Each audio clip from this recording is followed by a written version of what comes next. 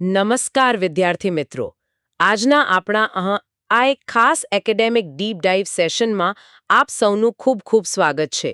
Computer science, IT અને બીસીએનો અભ્યાસ કરતા તમામ વિદ્યાર્થીઓ માટે આજે આપણે એક અત્યંત રોમાંચક અને એટલું જ મહત્વપૂર્ણ વિષય લઈને આવ્યા છે. હા, અને આજના આપણા ડીપ ડાઇવનો વિષય છે unit 1 data communication, signals, modulation અને એરર કંટ્રોલ. આપણે આ સોર્સ મટીરિયલના મૂળ સુધી જવાના છીએ. બિલકુલ, એક એક કોન્સેપ્ટને બારીકીથી સમજવાના છીએ. અને વિદ્યાર્થી મિત્રો, શરૂઆતમાં જ સ્પષ્ટ કરી દઉં કે આ કોઈ સામાન્ય ચર્ચા નથી. આ સેશન યુનિવર્સિટી લેવલની પરીક્ષાની તૈયારી માટે ખાસ ડિઝાઇન કરવામાં આવ્યું છે. એટલે કે એક સંપૂર્ણ પ્રોફેસર સ્ટાઇલ લેક્ચર, ખરું ને? 100%. પણ આપણે તેને કોઈ કંટાળાજનક ટેક્સ્ટબુકની જેમ ગોખવાનું નથી. આપણી પાસે સોર્સ નોટ્સનો જે ડેટા છે તેમાંથી એક પણ લાઇન, ડાયાગ્રામ કે મુદ્દો છોડ્યા વિના દરેક કોન્સેપ્ટને આપણે ડીકોડ કરીશું. હા, ટેકનિકલ વ્યાખ્યાઓની સાથે સાથે આપણે રિયલ લાઈફ ઉદાહરણોથી બધું સરળ બનાવીશું, જેથી ઘોખવું ન પડે અને પરીક્ષામાં ફટાફટ જવાબો યાદ આવી જાય. બરાબર છે. ગોખણપટ્ટીથી આપણે એકદમ દૂર રહેવાનું છે. તો ચાલો સૌથી પાયાના કોન્સેપ્ટથી શરૂઆત કરીએ. આપણે જ્યારે પણ ડેટા કમ્યુનિકેશનની વાત કરીએ છીએ તો ડેટા હંમેશા સિગ્નલ સ્વરૂપે વહન પામે છે.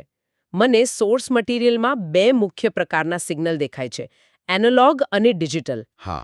આપણે આ એનાલોગ સિગ્નલને સરળ ભાષામાં કેવી રીતે સમજી શકીએ? જુઓ, એનાલોગ સિગ્નલ એ આપણી આસપાસની વાસ્તવિક દુનિયા જેવું જ છે. તે એક સતત બદલાતો એટલે કે કન્ટિન્યુઅસ સિગ્નલ છે. એટલે તે એક સ્મૂધ વેવ કે તરંગની જેમ વહે છે. બિલકુલ. તેમાં કોઈ બ્રેક કે કટકા નથી હોતા. આની સૌથી મોટી લાક્ષણિકતા એ છે કે તેમાં બે પોઈન્ટ્સની વચ્ચે અનંત એટલે કે ઇન્ફિનિટ વેલ્યુ હોઈ શકે છે. અનંત વેલ્યુ એટલે કે આપણે જે બોલીએ છીએ તે માનવ અવાજ? ચોક્કસ. આપણે બોલીએ ત્યારે અવાજ ધીમેથી મોટો થાય છે. તે રોબોટની જેમ તૂટક નથી હોતો. બીજું એક સરસ ઉદાહરણ રૂમનું તાપમાન છે. હા, તાપમાન તો ધીમે ધીમે જ વધે ને? એ જ તો. રૂમનું ટેમ્પરેચર 20 ડિગ્રીથી 21 ડિગ્રી થાય તો તે સીધો કૂદકો નથી મારતો. તે 20.1, 20.2, 20.5 એમ તમામ સૂક્ષ્મ પોઈન્ટ્સ પરથી પસાર થઈને જ 21 પર પહોંચે છે. અને લાક્ષણિકતાઓની વાત કરીએ તો સોર્સ ડાયાગ્રામમાં આને એક સ્મૂથ ઉપર નીચે જતા કર્વ સ્વરૂપે દર્શાવવામાં આવ્યું છે, જેને સાઇન વેવ કહેવાય છે. હા, સાઇન વેવ. જો કે આ સિગ્નલ અવાજ એટલે કે નોઇઝ પ્રત્યે ખૂબ જ સંવેદનશીલ છે અને તેમાં અનંત ડિટેલ્સ હોવાથી તેને સ્ટોર કરવામાં પણ મુશ્કેલી પડે છે. આને સમજવા માટે આપણે રોજબરોજનું કોઈ ઉદાહરણ લઈ શકીએ? હા, ધારો કે આપણા ઘરમાં રહેલી પેલી ડીમર સ્વિચ અથવા તો કોઈ ઢાળ એટલે કે રેમ્પની કલ્પના કરીએ. પંખાના ડીમરને ફેરવીને આપણે સ્પીડ કોઈપણ લેવલ પર સેટ કરી શકીએ છીએ. હા, ધારો કે 10.5% કે 45.2%, ખરું ને? હા, બિલકુલ. તેમાં કોઈ જ ફિક્સ પોઝિશન નથી હોતી. ઢાળ પર પણ તમે કોઈપણ જગ્યાએ ઊભા રહી શકો છો. આ ખરેખર બહુ સરસ ઉદાહરણ છે ડીમર સ્વિચનું. હવે જો એનાલોગ ઢાળ જેવું છે તો ડિજિટલ સિગ્નલ કેવું હોય? કારણ કે આપણે સાંભળીએ છીએ કે કમ્પ્યુટર તો માત્ર ડિજિટલ જ સમજે છે. બરાબર. ડિજિટલ સિગ્નલ એ એક ડિસ્ક્રીટ સિગ્નલ છે. તે ડેટાને દર્શાવવા માટે માત્ર ચોક્કસ વેલ્યુનો જ ઉપયોગ કરે છે. એટલે કમ્પ્યુટરની ભાષામાં કહીએ તો માત્ર બે જ વેલ્યુ, 0 એટલે કે લો અથવા ઓફ અને 1 એટલે કે હાઈ અથવા ઓન. હા, એ જ. આમાં વચ્ચેની કોઈ સ્થિતિ હોતી જ નથી. કાં તો 0 કાં તો 1. એટલે કે આ આપણા ઘરની સામાન્ય લાઇટની સ્વિચ જેવું છે. કાં તો તે ચાલુ હોય કાં તો બંધ. તમે તેને વચ્ચે અડધે લટકાવી જ ન શકો. એકદમ પરફેક્ટ. અથવા તો આપણે પગથિયાની કલ્પના કરી શકીએ. તમે પહેલા પગથિયે ઊભા રહી શકો કે બીજા પગથિયે, પણ બે પગથિયાની વચ્ચે હવામાં ન ઊભા રહી શકાય. ડાયાગ્રામમાં પણ આપણે જોઈ શકીએ છીએ કે ડિજિટલ સિગ્નલનો ગ્રાફ એકદમ ચોરસ પગથિયા જેવો દેખાય છે. હા, જેને સ્ક્વેર વેવ કહેવાય છે. અને કારણ કે આમાં માત્ર 0 અને 1 જ છે, તેને નોઇઝ સામે બહુ સારું રક્ષણ મળે છે, જેને આપણે નોઇઝ રેઝિસ્ટન્સ કહીએ છીએ.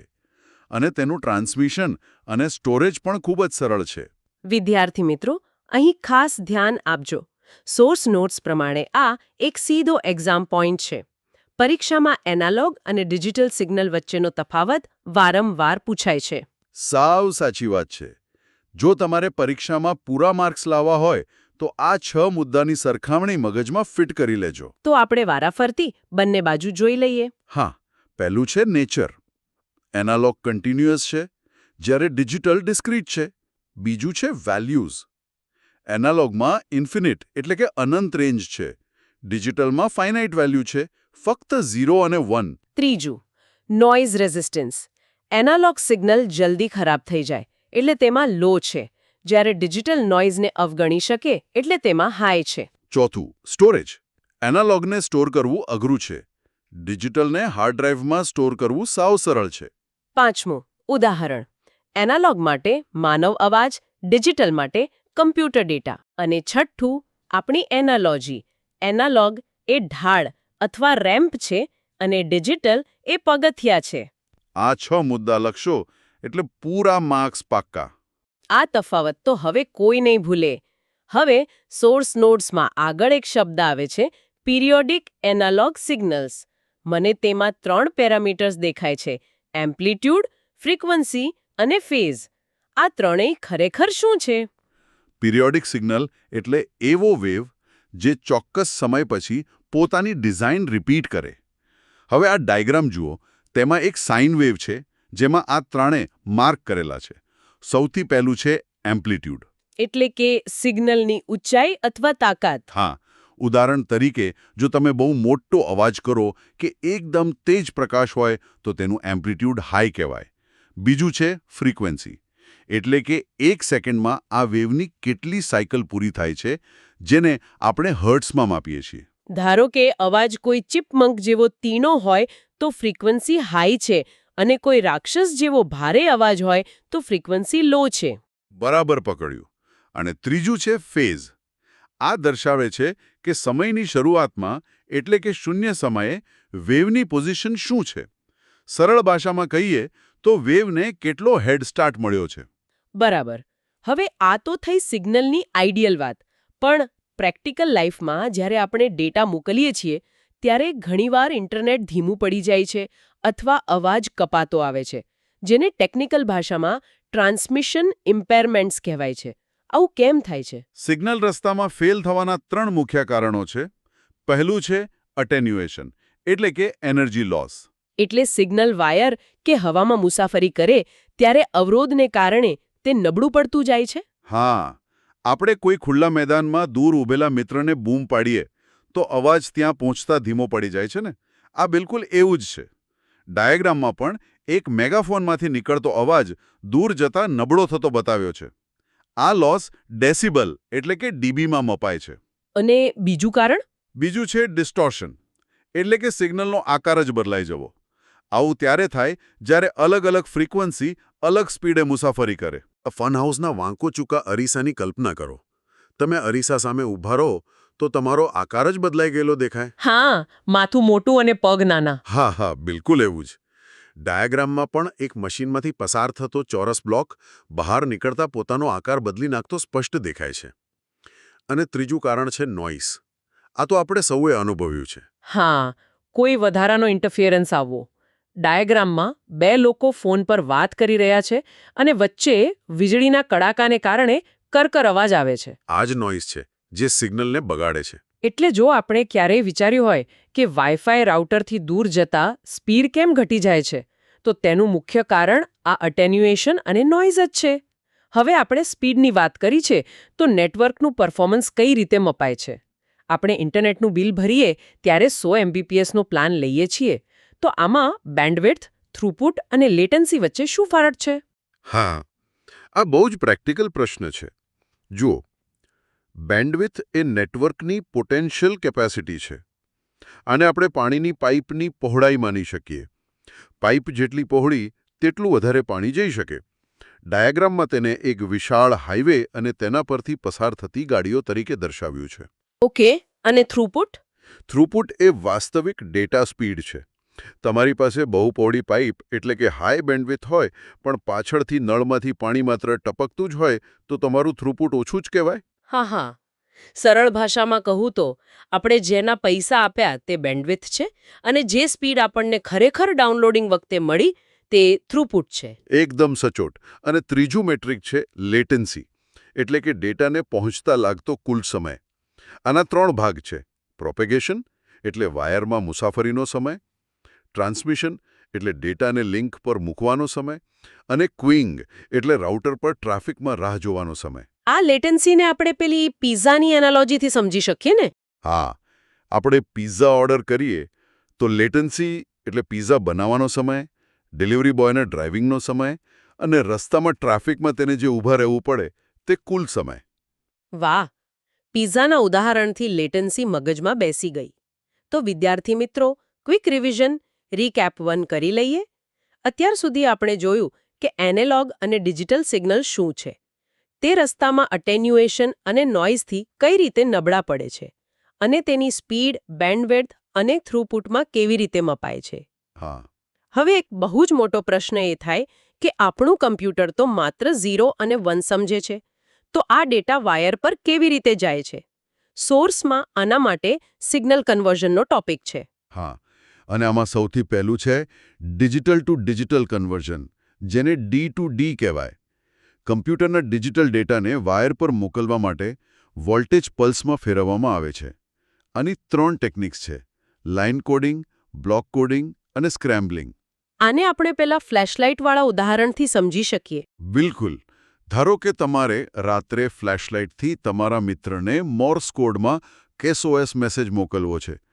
તમે ડોટ માટે લાઇટ ચાલુ કરો છો અને સ્પેસ માટે બંધ રાખો છો. અહીં તમે તમારા ડેટાને સિગ્નલમાં કન્વર્ટ કરી રહ્યા છો.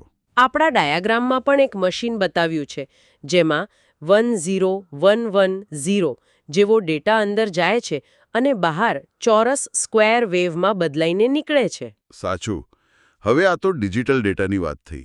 પણ ધારો કે મારે મારો અવાજ, જે એનાલોગ છે, તેને કમ્પ્યુટરમાં રેકોર્ડ કરવો છે, તો તે કેવી રીતે થાય? કારણ કે કમ્પ્યુટર તો અવાજના વેવ્સ સમજી નહીં શકે. વિદ્યાર્થી મિત્રો, પેન અને પેપર તૈયાર રાખજો, કારણ કે હવે જે ટોપિક આવે છે એનાલોગ ટુ ડિજિટલ કન્વર્ઝન એટલે કે ADC, તે પરીક્ષા માટેનો ખૂબ જ મહત્વનો એક્ઝામ પોઈન્ટ છે. આખી પ્રક્રિયા 3 સ્ટેપમાં થાય છે. પહેલું સ્ટેપ સેમ્પલિંગ છે, ખરું ને? હા, સ્ટેપ 1 છે સેમ્પલિંગ. આમાં એનાલોગ વેવનું નિયમિત સમયે માપ લેવામાં આવે છે. આપણે જે વિડિયો જોઈએ છીએ તે ખરેખર સળંગ નથી હોતો. તે 1 સેકન્ડમાં પાડેલા 30 કે 60 ફોટાઓનું જ પરિણામ છે. બસ આ રીતે જ વેવના નાના સેમ્પલ્સ લેવાય છે. એટલે કે આપણે એક આખી સ્મૂથ લાઇનમાંથી અમુક અંતરે ટપકા લઈ લઈએ છીએ અને પછી સ્ટેપ 2માં શી થાય? સ્ટેપ 2 છે ક્વોન્ટાઇઝેશન. આ મળેલા માપને નજીકના પૂર્ણાંકમાં રાઉન્ડ ઓફ કરવાનું કામ છે. રાઉન્ડ ઓફ એટલે ઉદાહરણ તરીકે, ધારો કે તમારી ઊંચાઈ 5 ફૂટ 7.3 ઇંચ છે, પણ તમે કોઈ ફોર્મમાં માત્ર 5 ફૂટ 7 ઇંચ લખો છો. બસ તે જ રીતે 4.72 વોલ્ટને 5 વોલ્ટમાં રાઉન્ડ ઓફ કરવામાં આવે છે. સમજી ગઈ.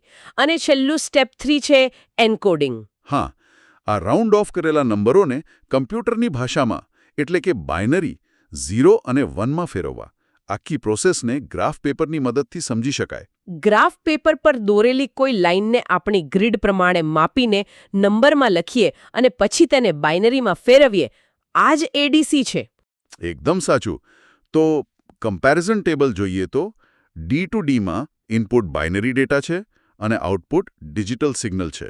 અને ક્વિક રીકેપ 2 કરીએ તો, જ્યારે A2Dમાં ઇનપુટ આપણો અવાજ કે કન્ટિન્યુઅસ વેવ છે અને આઉટપુટ ડિજિટલ ડેટા છે.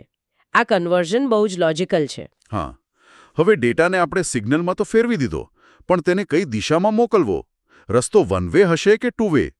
સોર્સ નોટ્સમાં આને ટ્રાન્સમિશન મોડ્સ કહેવામાં આવ્યું છે. અને વિદ્યાર્થી મિત્રો, નોંધ લેજો કે આ પણ એક એવો કોન્સેપ્ટ છે જે એક્ઝામ પોઈન્ટ છે, એક્ઝામિનર્સનો ફેવરેટ. દિશા અને સમયના આધારે ટ્રાન્સમિશનના 3 પ્રકાર પડે છે. પહેલો પ્રકાર છે સિમ્પ્લેક્સ મોડ. આ એકદમ વન વે છે. એક ડિવાઇસ માત્ર ડેટા મોકલે અને બીજું માત્ર રિસીવ કરે. જેમ કે તમારું કીબોર્ડ અને કમ્પ્યુટર અથવા ઘરમાં રહેલું ટીવી. બરાબર. આને આપણે વન વે સ્ટ્રીટ કહી શકીએ, જ્યાં ગાડીઓ માત્ર એક જ દિશામાં જઈ શકે. ડાયાગ્રામમાં પણ ટેલિકોમ ટાવરથી ઘરના ટીવી સુધી માત્ર આવતું સિગ્નલ જ દર્શાવ્યું છે. તો બીજો પ્રકાર હાફ ડુપ્લેક્સ છે. આમાં બંને બાજુ ડેટા જઈ શકે, પણ એક સમયે માત્ર એક જ દિશામાં. જો બંને સાથે બોલવા જાય તો ટક્કર થઈ જાય. બિલકુલ. આનું બેસ્ટ ઉદાહરણ વોકી ટોકી છે, જ્યાં એક વ્યક્તિ બોલી રહે પછી ઓવર કહે ત્યારે જ બીજો બોલી શકે. ઇન્ટરનેટ બ્રાઉઝિંગ પણ આનું જ ઉદાહરણ છે. આને નદી પરના સિંગલ લેન બ્રિજ જેવું માની શકીએ. હા, જ્યાં ગાડીઓ સામસામે જઈ તો શકે પણ એક સમયે એક જ. ડાયાગ્રામમાં સાંકડા પુલની બંને બાજુ સામસામે રાહ જોતી ગાડીઓ જોઈને આ કોન્સેપ્ટ તરત ક્લિયર થઈ જાય છે. અને સૌથી ફાસ્ટ અને એડવાન્સ પ્રકાર છે ફૂલ ડુપ્લેક્સ મોડ. આમાં બંને બાજુ અને તે પણ એક સાથે, એટલે કે સાયમલ્ટેનિયસલી ડેટા મોકલી શકાય છે. જેમ કે આપણો ટેલિફોન કે વિડિયો કોલ, જ્યાં બંને લોકો એકસાથે બોલી શકે છે. આ ટુ વે હાઈવે જેવું છે. ડાયાગ્રામમાં ટર્મિનલ એ થી ટર્મિનલ બી વચ્ચે એકસાથે બે દિશામાં ડેટા પસાર થતો જોઈ શકાય છે. તો ક્વિક રીકેપ 3 માટે સરખામણી યાદ રાખવી સાવ સહેલી છે. સિમ્પ્લેક્સ એટલે one way street, half duplex એટલે વારાફરતી પસાર થવાનો સિંગલ લેન બ્રિજ અને ફૂલ ડુપ્લેક્સ એટલે એકસાથે પસાર થવાનો ટુ વે હાઈવે. આ ટ્રાન્સમિશન મોડ્સ તો દિમાગમાં એકદમ છપાઈ ગયા છે. હા, હવે એક બીજો વિચાર આવે છે. પહેલાના જમાનામાં તો માત્ર ટેલિફોન લાઇન્સ હતી જે એનાલોગ સિગ્નલ માટે બની હતી. તો તેમાં કમ્પ્યુટરનો ડિજિટલ ડેટા કેવી રીતે મોકલવામાં આવતો? અહીં જ ડિજિટલ મોડ્યુલેશનની એન્ટ્રી થાય છે. આને ડિજિટલ ટુ એનાલોગ કન્વર્ઝન પણ કહેવાય છે. આપણે કમ્પ્યુટરના 0 અને 1 ને ટેલિફોન લાઇન જેવા એનાલોગ માધ્યમ પર મોકલવા છે. એટલે પેલા બાઇનરી મેસેજને ગણગણીને મોકલવાની એનાલોજી. હા, ધારો કે તમારે તમારા મિત્રને રૂમની પેલે પારથી કોઈ ગુપ્ત બાઇનરી મેસેજ હમિંગ કરીને એટલે કે ગણગણીને મોકલવો છે. તમે 0 અને 1 માટે અલગ અલગ અવાજ કાઢો છો. બસ આ જ મોડ્યુલેશન છે. આમાં 3 રીતો વપરાય છે. પહેલી છે ASK, એટલે કે એમ્પ્લિટ્યુડ શિફ્ટિંગ. હા, આમાં વેવની ઊંચાઈ બદલાય છે. ધારો કે 1 મોકલવો હોય તો તમે જોરથી બૂમ પાડો છો અને 0 માટે ધીમેથી બોલો છો. પણ આ નોઇઝ સામે ઘણું નબળું છે ને. ડાયાગ્રામમાં જોઈ શકાય છે કે વેવની સાઇઝ નાની મોટી થઈ રહી છે. સાચું. બીજી છે FSK, ફ્રીક્વન્સી શિફ્ટ કીઈંગ. આમાં વેવની સ્પીડ બદલાય છે. 1 માટે તમે તીણો અવાજ કરો છો અને 0 માટે ઘેરો અવાજ, જાણે કોઈ એમ્બ્યુલન્સનું સાયરન વાગતું હોય. હા, જૂના ડાયલ-અપ મોડેમમાં આ જ વપરાતું. ડાયાગ્રામમાં વેવ્સ ક્યાંક એકદમ નજીક તો ક્યાંક દૂર થતા દેખાય છે. અને ત્રીજી મેથડ PSK છે, એટલે કે ફેઝ શિફ્ટ કીઈંગ. વિદ્યાર્થી મિત્રો, સોર્સ નોટ્સમાં આને હાઇલાઇટ કરેલું છે, એટલે પરીક્ષા માટે આ એક્ઝામ પોઈન્ટ નોંધી લેજો. હા, PSK સૌથી મજબૂત અને નોઇઝ સામે ટકી શકે તેવી મેથડ છે. આમાં વેવની ઊંચાઈ કે સ્પીડ નથી બદલાતી, પણ તેનું ટાઈમિંગ અથવા દિશા અચાનક બદલાય છે. આને સમજવા માટે પેલા માર્ચિંગ બેન્ડની કલ્પના કરીએ. હા, બેન્ડ એક લયમાં સીધું ચાલી રહ્યું છે અને અચાનક એક બીટ પર આખું બેન્ડ 180 ડિગ્રી ફરીને મૂનવોક કરવા લાગે. રિધમ એ જ રહી, પણ ફેઝ બદલાઈ ગયો. ડાયાગ્રામમાં પણ એકદમ સ્પષ્ટ ફેઝ શિફ્ટ થતો દેખાય છે. ત્રણેયનું કમ્પેરિઝન ટેબલ જોઈએ ને તો ASKમાં ઊંચાઈ, FSKમાં સ્પીડ અને PSKમાં દિશા બદલાય છે. વાહ! માર્ચિંગ બેન્ડના ઉદાહરણથી PSK એકદમ ક્લિયર થઈ ગયું. હવે જો ડિજિટલ ડેટાને એનાલોગમાં ફેરવી શકાય તો પછી એનાલોગને એનાલોગમાં જ મોડ્યુલેટ કરવાની શું જરૂર? મારો અવાજ તો એનાલોગ જ છે ને? જરૂર પડે, કારણ કે તમારો અવાજ ભલે એનાલોગ હોય, પણ તમે બૂમ પાડીને 10 માઇલ દૂર રહેલા મિત્રને ન સંભળાવી શકો. અવાજની એનર્જી ઓછી હોય છે. તો આના માટે સોર્સમાં એક બહુ જ જબરદસ્ત એનાલોજી છે, ઘોડા અને સવારની. હા, સવાર એટલે તમારો અવાજ જેની પાસે મેસેજ છે પણ તે ચાલીને 10 માઇલ ઝડપથી નહીં જઈ શકે. જ્યારે ઘોડો એટલે કેરિયર વેવ. ઘોડો ખૂબ શક્તિશાળી અને ઝડપી છે, તે માઇલો સુધી દોડી શકે છે, પણ તેની પાસે કોઈ મેસેજ નથી.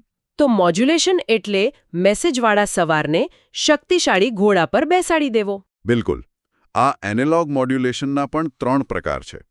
પહેલું AM, એમ્પ્લિટ્યુડ મોડ્યુલેશન. આમાં કેરિયર વેવની ઊંચાઈ અવાજ પ્રમાણે બદલાય છે. આ બહુ લાંબા અંતર માટે વપરાય છે, પણ તેમાં સ્ટેટિક નોઇઝ બહુ આવે છે. હા, ગાજવીજ વખતે જૂનો AM રેડિયો બહુ કરકર અવાજ કરતો. ડાયાગ્રામમાં કેરિયર વેવની બહારની બોર્ડર, જેને એન્વેલપ કહેવાય, તે અવાજ જેવી દેખાય છે. બીજું FM, ફ્રીક્વન્સી મોડ્યુલેશન. આમાં વેવની સ્પીડ બદલાય છે. આમાં નોઇઝની અસર નહીવત થાય છે, એટલે અવાજ એકદમ ક્લિયર આવે છે. આપણે FM રેડિયો પર જે મ્યુઝિક સાંભળીએ છીએ તે આ જ છે, જો કે તેનું અંતર ટૂંકું હોય છે. અને ત્રીજું PM ફેઝ મોડ્યુલેશન. આમાં ફેઝ બદલાય છે, જે મોટેભાગે વાઈફાઈ જેવા આધુનિક અને કોમ્પ્લેક્સ સિસ્ટમમાં વપરાય છે. એટલે જો આપણે ક્વિક રીકેપ 4માં AM અને FM ને સરખાવીએ તો AM માં ઊંચાઈ બદલાય છે, ક્વોલિટી થોડી લો હોય છે, પણ તે લાંબા અંતર માટે બેસ્ટ છે. અને FMમાં સ્પીડ બદલાય છે, તેમાં હાઈ ક્વોલિટી મ્યુઝિક મળે છે, પણ અંતર ટૂંકું હોય છે. અત્યાર સુધી આપણે ડેટા મોકલવાની અલગ અલગ પદ્ધતિઓ જોઈ લીધી, પણ ધારો કે ટ્રાન્સમિશન થઈ રહ્યું છે અને રસ્તામાં ડેટા કરપ્ટ થઈ જાય તો? આ જ આપણો સૌથી ક્રિટિકલ મુદ્દો છે, એરર ડિટેક્શન એન્ડ કરેક્શન. જ્યારે ટ્રાન્સમિટ થયેલો ડેટા અને રિસીવ થયેલો ડેટા એક સરખો ન હોય ત્યારે એરર આવી એમ કહેવાય. વાયર પર નોઇઝ કે ગરમીને કારણે 0નો 1 અને 1નો 0 થઈ શકે છે. હા, આપણે બાળપણમાં પેલી ચાઇનીઝ વિસ્પર ગેમ રમતા ને? તમે પહેલા વ્યક્તિના કાનમાં કહો કે ધ સ્કાય ઇઝ બ્લુ, અને તે લાઇનમાં પાસ થતા છેલ્લા વ્યક્તિ સુધી પહોંચે ત્યારે બની જાય ધ સ્પાય ઇઝ ન્યૂ. હા હા હા. ડાયાગ્રામમાં પણ બતાવ્યું છે કે એક ડેટાનું બોક્સ નોઇઝના વાદળમાંથી પસાર થાય છે અને બહાર નીકળતા તૂટીને કરપ્ટ થઈ જાય છે. આ એરર કેટલા પ્રકારની હોઈ શકે? મુખ્ય 3 પ્રકાર છે. પહેલું છે સિંગલ બીટ એરર. આમાં આખા લાંબા ડેટામાંથી માત્ર એક જ બીટ બદલાય છે. નેટવર્કિંગમાં બહુ રેર છે, ખરું ને? હા, આ કોઈ સ્પેલિંગના સામાન્ય ટાઈપો જેવું છે. ધારો કે લખવાનું હતું CAT કેટ અને ભૂલથી લખાઈ ગયું BAT બેટ. ડાયાગ્રામમાં તમે જોશો કે સળંગ લીલા બીટ્સમાંથી માત્ર એક જ બીટ લાલ થઈ ગયેલો છે. બીજું છે મલ્ટિપલ બીટ એરર. આમાં 2 કે તેથી વધુ બીટ બદલાય છે, પણ તેઓ સળંગ નથી હોતા, છૂટાછવાયા હોય છે. અને ત્રીજો પ્રકાર બર્સ્ટ એરર છે. વિદ્યાર્થી મિત્રો, સોર્સ નોટ્સ કહે છે કે પરીક્ષાના દૃષ્ટિકોણથી આ સૌથી અગત્યનો એક્ઝામ પોઈન્ટ છે, બર્સ્ટ એરર. ચોક્કસ. બર્સ્ટ એરર નેટવર્કિંગમાં સૌથી સામાન્ય છે. જ્યારે વીજળી પડે કે પાવર સ્પાઇક આવે ત્યારે સળંગ ઘણા બીટ્સનો આખો બ્લોક બદલાઈ જાય છે. આને સમજવા માટે પેલી શાહી ઢોળાવવાની કલ્પના કરીએ તો? હા, કાગળ પર પેનથી કંઈક અગત્યનું લખેલું છે અને અચાનક તેના પર શાહીનું આખું ખડિયો ડોળાય છે. એ ડાઘ કોઈ એક અક્ષરને નહીં, પણ આખા શબ્દને કે વાક્યના મોટા ટુકડાઓને ભૂંસી નાખે છે. ડાયાગ્રામમાં પણ બતાવ્યું છે કે એક આખો મોટો બ્લોક સળંગ લાલ થઈ ગયો છે. તો ક્વિક રીકેપ 5 કરીએ. સિંગલ બીટ અને બર્સ્ટની સરખામણી કરીએ તો સિંગલ બીટ એ સામાન્ય ટાઈપો છે જે જલ્દી નથી થતો. અને બર્સ્ટ એરર એ શાહીનો મોટો ઢાગ છે જે આખો સળંગ ડેટા બગાડી નાખે છે, અને તે બહુ કોમન છે. પણ હવે મુખ્ય પ્રશ્ન એ છે કે જે કમ્પ્યુટર આ ડેટા રિસીવ કરે છે તેને કઈ રીતે ખબર પડે કે ડેટામાં કોઈ ભૂલ છે? આના માટે ગણિતની કેટલીક શાનદાર પદ્ધતિઓ વપરાય છે. આમાં 4 મુખ્ય રીતો આપણે ભણવાની છે. પહેલી મેથડ છે સિમ્પલ પેરિટી ચેક. આમાં ડેટાની સાથે એક વધારાનો બીટ ઉમેરવામાં આવે છે જેને પેરિટી બીટ કહેવાય છે. હા, જેથી ડેટામાં 1ની કુલ સંખ્યા કાં તો ઇવન એટલે કે બેકી થાય અથવા ઓડ એટલે કે એકી. પણ આમાં એક ખામી છે. ધારો કે રસ્તામાં 2 બીટ બદલાઈ ગયા તો? આ જ આ મેથડની સૌથી મોટી ખામી છે. જો 2 બીટ બદલાય તો તે પકડાતા નથી. આપણે એક ઉદાહરણ લઈએ. એક શિક્ષક બસમાં વિદ્યાર્થીઓને જોડીમાં એટલે કે ઇવન સંખ્યામાં ગણે છે. અને ધારો કે કોઈ સ્ટોપ પર 2 વિદ્યાર્થીઓ ભાગી જાય તો શિક્ષક ફરીથી ગણશે ત્યારે પણ સંખ્યા તો ઇવન જ રહેશે ને? શિક્ષકને ભૂલ ખબર જ નહીં પડે. બરાબર. ડાયાગ્રામમાં એક રોબોટિક હાથ બતાવેલ છે જે ડેટામાં આ પેરિટી બીટ મૂકી રહ્યો છે. તો આનો ઉકેલ શું? આનો ઉકેલ છે બીજી રીત, 2D પેરિટી ચેક. આમાં ડેટાને ટેબલની જેમ ગોઠવવામાં આવે છે અને આડી લાઇન એટલે કે રો અને ઊભી લાઇન એટલે કે કોલમ બંનેમાં પેરિટી ચેક થાય છે. આ રીત વધારે પાવરફુલ છે. આ પેલા ક્રોસવર્ડ અથવા સ્યુડોકુ પઝલ જેવું છે. હા, જો રો ખોટી હોય અને કોલમ પણ ખોટી હોય તો તે બંને જ્યાં ક્રોસ થાય તે એક્ઝેક્ટ સેલમાં ભૂલ છે તેમ પકડાઈ જાય છે. ડાયાગ્રામમાં એક ગ્રીડ બતાવેલી છે જેમાં રો અને કોલમ એરર ભેગા થતા દેખાય છે. એટલે સિંગલ બીટ એરરને તે શોધી પણ શકે છે અને સુધારી પણ શકે છે. ત્રીજી મેથડ ચેકસમ છે, જે મોટે ભાગે ઇન્ટરનેટના TCP/IPમાં વપરાય છે. હા, આમાં ડેટાના નાના ભાગ પાડી તેનો સરવાળો કરી મોકલવામાં આવે છે. રિસીવર પણ તે ડેટાનો સરવાળો કરે છે. આપણે સુપરમાર્કેટમાંથી ગ્રોસરી લાવીએ ત્યારે ઘરે જઈને થેલીમાં રહેલા સામાનના ભાવનો જાતે સરવાળો કરીએ અને દુકાનદારના બિલનો ટોટલ ચેક કરીએ. જો બંને મેચ થાય તો કોઈ ભૂલ નથી. ડાયાગ્રામમાં અલગ અલગ ડેટા બ્લોક્સનો સરવાળો થતો અને રિસીવર સાઇડ પર મેચ થતો બતાવેલ છે.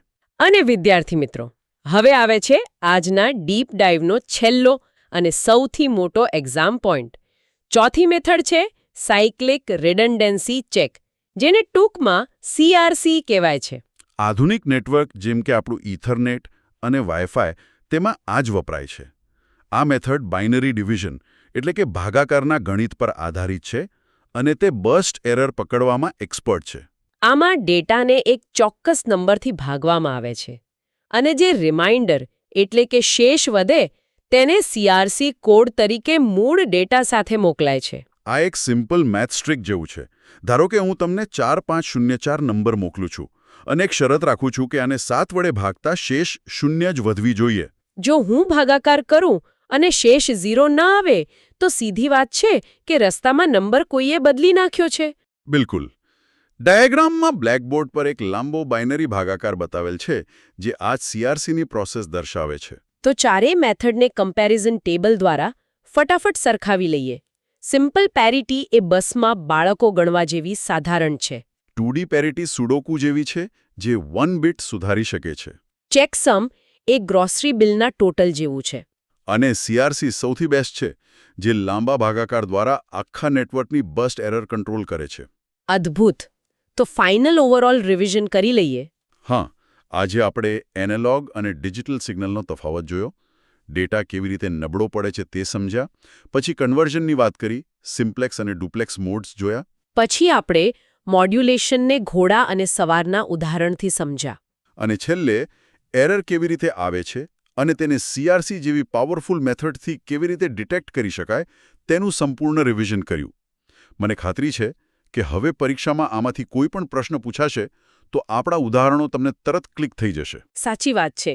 પણ આજના આ ડીપ ડાઇવ સેશનને પૂરું કરતા પહેલા હું તમારા બધા માટે એક વિચાર પ્રેરક પ્રશ્ન મૂકવા માંગુ છું. વિદ્યાર્થી મિત્રો, આજે આપણે 0 અને 1ના ડિજિટલ યુગની વાત કરી અને તેમાં આવતી એરરને CRC દ્વારા સુધારતા શીખ્યા. હા. પણ જરા વિચારો, ભવિષ્યમાં જ્યારે ક્વોન્ટમ કમ્પ્યુટિંગ રોજબરોજની વસ્તુ બની જશે, જ્યાં ડેટા એક જ સમયે 0 અને 1 બંને સ્થિતિમાં, જેને ફિઝિક્સમાં સુપરપોઝિશન કહેવાય છે, તેમાં રહી શકે છે. બરાબર.